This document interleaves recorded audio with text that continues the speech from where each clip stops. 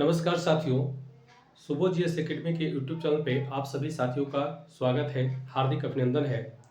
आइए आज इस वीडियो के माध्यम से हम लोग चंपारण सत्याग्रह और राजकुमार शुक्ल की भूमिका को जानेंगे कि कैसे राजकुमार शुक्ल जी चंपारण के किसानों के लिए आवाज़ बन करके आगे आते हैं और अंततः गांधी जी से मिल करके चंपारण के किसानों की समस्या को दूर करते हैं। तो चलिए हम स्टार्ट करते हैं। देखिए, अगर बात करें तो बिहार में एक जिला है चंपारण, और वहाँ पर जो है, याद रखिएगा, वहाँ पर ब्रिटिश काल में, यानी कि जब अंग्रेज हमारे यहाँ शासन करते थे, तो उस समय चंपारण के किसानों के ऊपर जबरन एक बोझ थोप दिया गया था। वो बोझ क्या था, तो याद रखिएगा, तिनकठिया कानून या तिनकठिया पत्ती। अब हम समझने का प्रयास करेंगे कि तिनकठिया कानून है क्या। तो आइए एक एक बिंदु पे हम लोग बात करेंगे और इसमें क्या क्या घटना हुआ है और क्या क्या यहाँ से एग्जाम में क्वेश्चन बनेगा, सब पे हम बारी बारी से बात करेंगे। तो देखिए क्या होता है कि अगर हम बात करें तो 20 कट्ठा का 1 बीघा जमीन होता है। 20 कट्ठा का कितना होता है? 1 बीघा, ऐसे समझिएगा। और जो चंपारण के किसान थे तो इनको 20 कट्ठा जो भूमि में 3 कट्ठा भूमि जो सबसे उपजाऊ होता था, इस 3 कट्ठा में क्या करना था, तो नील की खेती करनी थी। और नील की खेती जो है यहाँ के किसान करते थे, और करने से आपको लगेगा कि जब नील की खेती करते ही थे तो आखिर क्यों ये नाखुश रहते थे, क्यों नाराज रहते थे।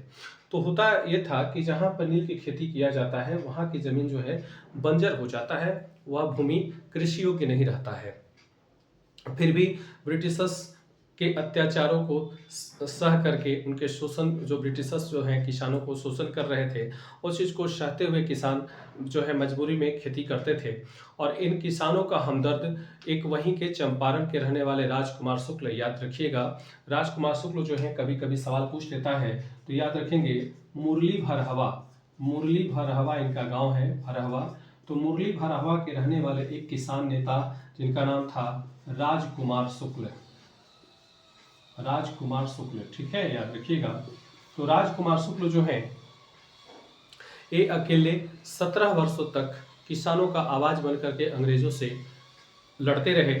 और होता क्या है कि राजकुमार शुक्ल को पता चलता है कि कोई एक भारतीय नेता है, महात्मा गांधी, ठीक है। देखिए, मैं संक्षिप्त में आपके सामने इस वीडियो के माध्यम से मैं उतना ही पॉइंट को रख रहा हूँ जितना आपके पीटी एग्जाम में क्वेश्चन आता है और जो आप देख करके अच्छे से कर पाए। तो राजकुमार शुक्ल गांधी जी के जो मतलब गांधी जी के बारे में काफ़ी कुछ सुन चुके थे और उनसे प्रभावित हो गए थे। और होता क्या है कि राजकुमार शुक्ल 1915 ईस्वी में गांधी जी से मिलते हैं बनारस विश्वविद्यालय के उद्घाटन में। वहाँ पे राजकुमार शुक्ल भी गए थे, गांधी जी भी आए थे, और एक दूसरे का वहाँ पे मुलाकात होता है। फिर राजकुमार शुक्ल गांधी जी को बिहार के, यानी कि चंपारण के किसानों के समस्या के बारे में गांधी जी को अवगत कराते हैं और उनको आमंत्रण देते हैं कि आप मेरे यहाँ बिहार आइए। अब बात होता है यहाँ पर, आप लोग को लगेगा कि गांधी जी के भारत आने से पहले ही भारत में कांग्रेस का स्थापना हो चुका था, भारतीय राष्ट्रीय कांग्रेस की स्थापना 1885 में हो चुकी थी। तो फिर आखिर कांग्रेस जो है इसमें क्यों नहीं सामने आ रही थी। तो अब आइए इस पॉइंट पे भी हम लोग जानेंगे। देखिए, होता क्या है कि कांग्रेस के जब स्थापना हुआ 28 दिसंबर 1885 ईस्वी को, तो उसके बाद कांग्रेस से जो है कई जमींदार जुड़े, कई राजा जुड़े। और वो जमींदार जो होते थे, आप सभी जानते भी हैं कि जमींदार जो होते थे वो ब्रिटिशर्स को किसानों से टैक्स वसूल करके, राजस्व वसूल करके देते थे। तो कांग्रेस को लगता था कि अगर हम, कांग्रेस पार्टी मतलब कांग्रेस के लोगों को लगता था कि अगर इस बात को हम उठाते हैं तो फिर हमें फंडिंग करने वाले जो जमींदार हैं, जो राजा हैं, वो नाराज हो जाएंगे।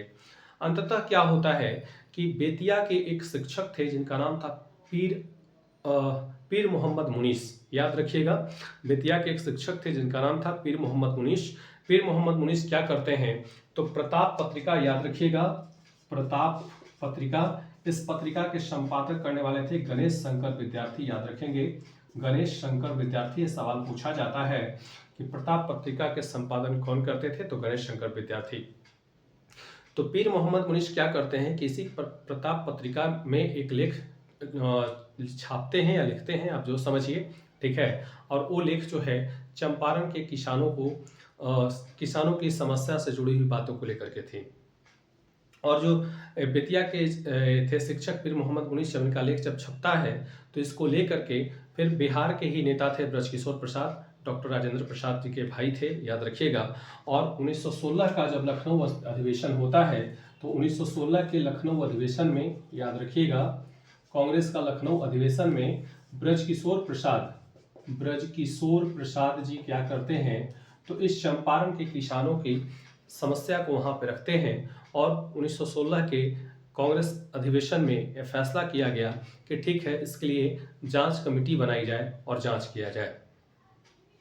अब क्या होता है, चंपारण के किसानों की समस्या को हल करने के लिए गांधी जी राजकुमार शुक्ल के कहने पर बिहार आते हैं। और बिहार आने के बाद देखिए, हम आपको शुरू में बताए थे, फिर अभी बता रहे हैं कि हम सिर्फ वही पॉइंट पे यहाँ पे चर्चा कर रहे हैं जो हम लोग को एग्जाम में आता है। तो राजकुमार शुक्ल के कहने पर जब गांधी जी बिहार आते हैं, तो बिहार आने के बाद एक जो है कमेटी बनाई जाती है जिसका नाम है agrarian committee, Champaran agrarian committee, याद रखिएगा। और उस चंपारण एग्रीगेरियन कमेटी के अध्यक्ष एफजी सलाई रहते हैं। उसमें कुल 5 सदस्यों की टीम होती है और उसके अध्यक्ष एफजी सलाई हैं, याद रखिएगा। देखिए मैं यहाँ पे लिख दे रहा हूँ, एफजी सलाई, ठीक है। एफजी सलाई उस चंपारण एग्रीगेरियन कमेटी के अध्यक्ष रखते हैं। और इसमें एक सदस्य के रूप में हमारे गांधी जी भी थे, ठीक है, गांधी जी भी थे। तो चंपारण सत्याग्रह की जांच के लिए क्या होता है, एफजी सलाई की अध्यक्षता में एक कमेटी बनाई जाती है, चंपारण एग्रीगेरियन कमेटी। और अंततः गांधी जी जब चंपारण पहुंचते हैं, तो अब गांधी जी से लोग काफ़ी प्रभावित हो गए थे।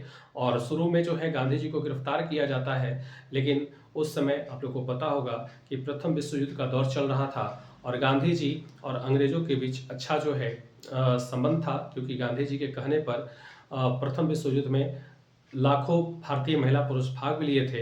तो अंग्रेजों को लगा कि अगर गांधी जी को हम मतलब ज़्यादा परेशान करेंगे तो शायद हमें भारतीयों का समर्थन प्रथम विश्व युद्ध में ना मिले।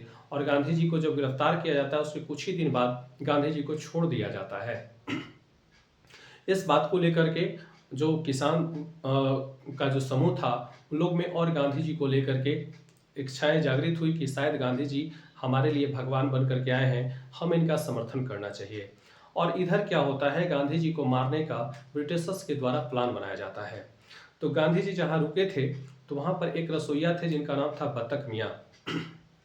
बत्तख मियाँ को गांधी जी के मारने के लिए पूरा ब्रिटिशर्स के द्वारा प्लानिंग बनाया जाता है। और बत्तख मियाँ को कहा जाता है कि अगर तुम गांधी जी को नहीं मारते हो तो फिर हम तुम्हें सजा देंगे या फिर मार देंगे। कई तरह के बुक में कई तरह की बातें मिलता है। मेन हम लोग को याद रखना है कि गांधी जी के क्वेश्चन पूछता है कि गांधी जी की जान किसने बचाई थी, तो याद रखिएगा बत्तख मियाँ। और बत्तख मियाँ क्या थे, रसोइया थे। तो होता क्या है कि गांधी जी जो है जब वहाँ बैठते हैं तो बत्तख मियाँ को जहर दिया जाता है कि खाने में मिलाकर दे देना है।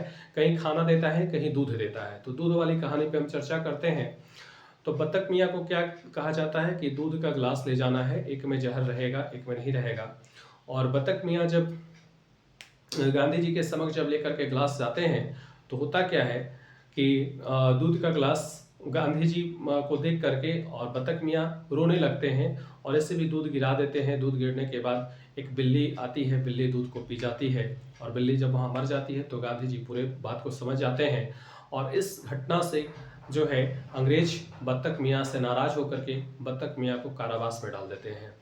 तो सवाल आपसे पूछता है कि चंपारण सत्याग्रह के दौरान गांधी जी की जान किसने बचाई थी, तो याद रखिएगा बत्तख मियाँ। अगर आपसे सवाल पूछे कि चंपारण सत्याग्रह में गांधी जी जो भाग लिए थे या गांधी जी जो चंपारण सत्याग्रह किए थे, तो किनके आह्वान पर या किनके निमंत्रण पर गांधी जी बिहार आए थे, तो याद रखिएगा राजकुमार शुक्ल। अगर आपसे सवाल ऐसे पूछे कि गांधी जी का वह प्रथम आंदोलन कौन था जिसमें वह सविनय अवज्ञा आंदोलन का प्रयोग किए थे, तो याद रखिएगा 1917 का चंपारण सत्याग्रह या चंपारण आंदोलन आप जो कह सकते हैं। ऐसे तो सत्याग्रह था, आंदोलन था नहीं, लेकिन क्वेश्चन में कहीं कहीं आपको आंदोलन दे देता है, तो परेशान नहीं होना है। तो देखिए, चंपारण सत्याग्रह से पीटी को लेकर के जितना भी क्वेश्चन आपका बनता है, सबको हम आपको इसी वीडियो में यहीं पे रखें। ऐसे अगर हम बात करें तो इसमें अगर मेंस के टॉपिक को देखा जाए तो बहुत लंबी कहानी है, बहुत सारा कुछ आपको इसमें करना पड़ेगा। लेकिन खैर, हम लोग जो है शॉर्ट वीडियो के माध्यम से ये जानने का प्रयास करते हैं। और अगर आप बिहार दरोगा, बिहार पुलिस बिहार सचिवालय सहायक, रेलवे या किसी भी एग्जाम का अगर आप तैयारी करते हैं तो आप मेरे चैनल से जुड़ सकते हैं। सुबोध जीएस एकेडमी को सब्सक्राइब कीजिए। और अगर आपको मेरा प्रयास अच्छा लगे, आपको लगे कि नहीं कंटेंट अच्छा मिल रहा है, तो वीडियो को शेयर कीजिए, लाइक कीजिए। चलिए, एक अंतिम सवाल मैं आपसे पूछ रहा हूँ, इसका जवाब आप लोग मुझे कमेंट बॉक्स में देंगे। क्वेश्चन यह है कि 1934 के गया जो किसान सभा हुआ था, मतलब क्वेश्चन ऐसे है, क्वेश्चन मैं आपसे पूछ रहा हूँ कि बिहार में 1934 में हुए किसान सभा के दूसरे अधिवेशन की अध्यक्षता किसने की थी। क्वेश्चन यह है कि बिहार किसान सभा जो 1934 में गया में हुआ था, इसकी अध्यक्षता किसने की थी। इसका जवाब आप मुझे कमेंट बॉक्स में देंगे। तो चलिए, अगले वीडियो में हम बहुत जल्द आपसे मिलेंगे। धन्यवाद।